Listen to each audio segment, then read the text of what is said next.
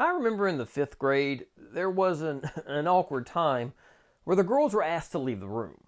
Now, this was my final year in public education as my mom was deciding to remove me and my siblings from the public institutions and homeschool us. Now, when the girls returned, they were all giggling and holding on to something which I didn't really know what it was. I asked another student what was going on, and he said the girls were learning about their periods. I still didn't know what was going on, and honestly, it kind of didn't really matter that much to me. It was only later that I understood the concept of what was happening. And then, as an adult, I look back on this. It does sadden me knowing that our culture was already so fallen away as public institutions were having to teach such intimate concepts because parents had failed.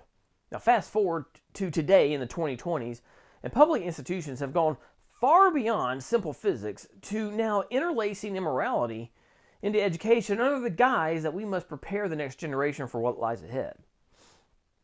There is still, thankfully, a large portion of our culture who are actively kicking back on these interjections into education.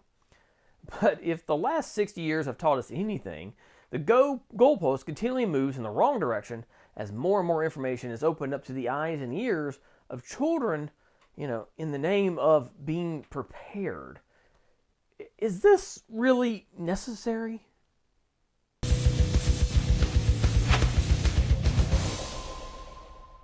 Hey guys, and welcome to Godly Guy Stuff, a group for guys here to connect and collaborate on how we as men can have a stronger impact on our lives and the lives of those who depend on us.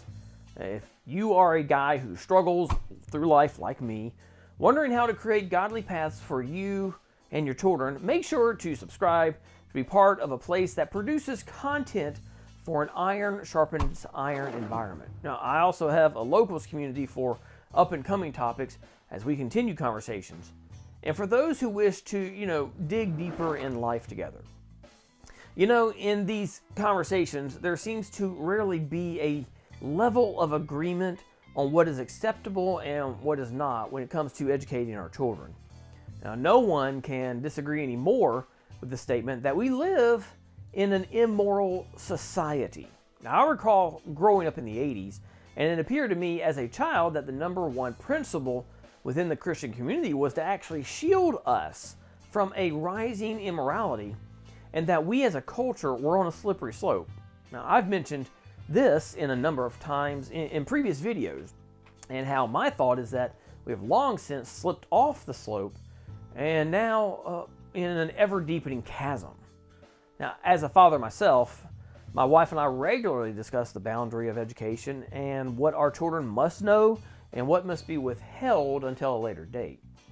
And the more immorality that is revealed to myself, I have to ask the question, when will my children learn of this? And it's even come up into my own mind. Do I really even need to know about this? Is there a level of knowledge as an adult that would be better off just left on the table rather than ingesting? How important is some of this new information? The world at our fingertips and force-fed down our throats. There seems to be a sense of urgency placed upon our society today. We are told we must be prepared for the days ahead, no matter what lies ahead. And that the children of today, who are the leaders of tomorrow, they need to understand the world they will be inheriting. The chilling reminder that doom and gloom is ever present, and we must be prepared for a worst case scenario. But also, we must be educated on the acceptance of ideas which have never been included in our society, or ideas that have always been on the fringe. Now, the past decade has produced a shocking revelation to me personally, as our culture rapidly shifts away from traditional thinking to new progressive ideologies, concepts which go completely in the face of science and common sense are demanding a seat at the table, if not at the head of the table, and any other seat at the table must be in compliance or that seat is rejected. The party that once was all about inclusion has rapidly shifted to become anything but. Now, we have heard of stories or have become witnesses ourselves of forced re-education and acceptance of things we do not accept. And now, no matter what the age, this education is being placed on our children, and if the children are in the public institution, it is probably without our knowledge. We as Christian men understand this is a direct attack on the remnants of our culture. Yet, as godly guys, do we need to know the details of all these attacks? Do we need to know the processes and procedures on how these attacks are developed? How much of our enemy do we really need to know? What does the great simplifier, the Bible, have to say about knowing our enemy? This can be a very difficult pill to swallow because I believe the proper focus is anything but knowing our enemy. Keeping the proper focus. In order to begin the proper road, we have to remember Jeremiah 29, verses 11 through 13. For I know the plans I have for you, declares the Lord. Plans to prosper you and not to harm you. Plans to give you hope and a future. Then you will call on me and come and pray to me, and I will listen to you. You will seek me and find me when you seek me with all your heart. Every time, and I mean every time, God speaks about our future, it has to do with focusing on Him. Now, He clearly demonstrates He knows the plans for our future. Understand something very simple here. You do not need to know the plan. You need to understand that He knows the plan. Our job is to learn more about Him on a daily basis, because we must be prepared for the proper questions and to give a proper response at the right time. Ironically, none of this involves understanding the knowledge of man. Now, we can understand this perception from 1 Peter chapter 3, verse 15. But in your hearts, revere Christ as Lord. Always be prepared to give an answer to everyone who asks you to give the reason for the hope that you have. But do this with gentleness and respect. According to this verse, where are we to focus our research? What are we supposed to dig deeper on to gain a better understanding? It definitely is not the mind of man. Rather, as verse 15 states, revere Christ as Lord. A person comes to the debate floor to successfully win others with an expert knowledge of their desired perspective. Now, if you come to an argument and you do not have the ability to win your case, how successful do you expect to be? Many Christians falsely believe that just having a basic common understanding that Christ is Lord will be enough and that God will provide the answers when needed. No, you will lose an argument pretty fast with this tactic. Digging deeper into the Word and understanding why Christ is Lord, why He needs to be Lord, and why we need Him to be Lord will produce a much stronger platform for you to give rebuttal when the time comes.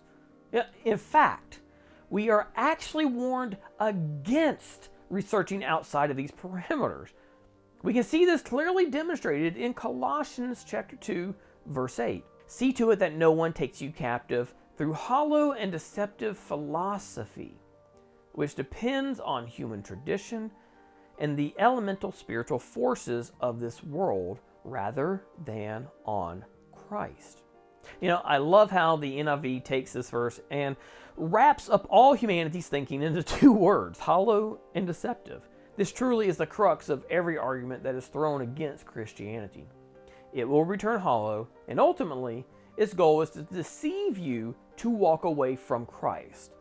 But I want to go back a few words to the word captive. Now, the NIV really does not do justice with what the actual definition is stating here. In today's culture, most of us think of this concept as being enamored with an idea or taken over by a new thought. In reality, the original languages go much farther than this. When we look into the root of this passage, back into the original languages, this warning becomes fully understood. So let's look at this verse in the American Standard Version, and then back to the original language of Greek. So in verse 8, take heed, lest there shall be anyone that maketh spoil of you through his philosophy and vain deceit, after the tradition of men, after the rudiments of the world, and not after Christ. Okay, difficult language here, but first, let us look at these words from the beginning. Now, take heed translates to beware. It literally means look well, look around, meaning you really need to be on a constant lookout. Now, I see this as someone who is probably walking in, like, for instance, an empty parking lot and constantly scanning the area for potential trouble. Next, lest there shall be any man. Now, side note, this is pointing to some known emissary of evil, and it can be further understood in Galatians chapter 1, verses 6 through 7. I am astonished that you are so quickly deserting the one who called you to live in the grace of Christ and are turning to a different gospel, which is really no gospel at all. Evidently, some people are throwing you into confusion and are trying to pervert the gospel of Christ. So, probably people you know. Now, the crux of this verse, that maketh spoil of you. This can also be stated as leading you away as his spoil. Now, these words go far beyond the concept of being taken captive in your brain. This is not merely gaining spoil out of you, but making yourself the spoil. You are not being robbed here. You are the plunder. The original word here, pronounced solaghoil, literally means to take away from as booty or plunder. You're the plunder. Understand the ultimate goal is to steal you, your body, your mind, and your soul. Wrap up. This world constantly expects you to be educated and re-educated in order to bring you on board with the philosophy of today, which is a shifting sand. And once you have been brought on board, you are treated as spoils of war. No amount of knowledge of the evil will give you what you need. Christ demonstrates through his word that we are meant to be filled with his knowledge, not the knowledge of this world. Therefore, the challenge of this week starts with that. Continue your studies in his word. If you are not consistently in his word studying, start that today. Godly Guy Stuff provides notes with every video for this very purpose. Now, links are in the description. But I don't want to leave you with no tactics for when you come potentially in contact with vain philosophy. There is a very simple technique that I've seen in use for decades. I've used it now, which has worked every time. And that is the second challenge. When you believe you come in contact with some vain philosophy, the Holy Spirit is going to prick your heart with one very simple phrase. And that phrase is, something about this is not right. Or maybe something is wrong with this. This has happened to myself, my wife, and many other Christians that I've come in contact with in the past.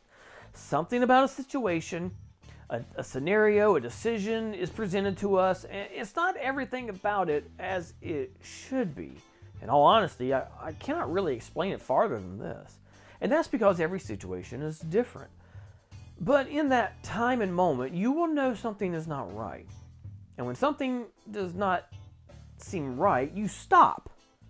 That might mean stop the conversation, not make a decision, or not move forward in some direction. Now, if something is not right, you stop. And you don't move forward until it's right. This is how the Holy Spirit moves in the hearts and minds of his believers. Every time we have used this tactic, new information has been revealed down the road, which has caused us to make a decision which would have been different than the moment earlier. And this by far is one of the greatest tools in the arsenal of the Christian. Sometimes this might mean walking away from major decisions or doing things in a very impractical path. But if you're listening to the Holy Spirit, truth will come out. That means we do not need to know the ways of man or all the immoral aspects of what is happening in today's culture. We truly can be naive to these principles. The world will laugh at us and think we are living with our heads in the sand. But their perspective on us doesn't matter. What matters is, are we living our life as close to God as possible? Now it's your turn. All right, what did I miss today? Do you believe we need to have a better understanding of man in order to combat today's enemy? Do you think our children need to have some form of education that is kind of based in immorality? Can we live a life built on nothing more than a naive understanding of who Christ is? Does this way of thinking work? Within the principles of Matthew chapter 9, verse 14, where we read, Jesus said, "Let the little children come to me, and do not hinder them, for the kingdom of heaven belongs to such as these." I would love to hear your thoughts on this. Let me know in the comments. Once again, thank you for listening throughout the entire video, and please definitely follow me or subscribe and become a member to the Godly Guy Stuff group on Gab. Now, Gab is the launching headquarters of this content that is produced for Godly Guy Stuff. So, if you're watching this on YouTube, Twitter, Facebook, or some other platform, you're probably missing a lot more content. There's also a Godly Guy Stuff locals community, where I post content for upcoming videos. You can even find more videos there, sneak peeks, deeper personal connections with myself, and future casting on upcoming ideas. So if you want to see what I'm currently working on, you go to Gab. For upcoming topics, head on over to Locals. Now, links are in the descriptions, and as always, I look forward to talking to you and having the conversation continue. Thanks.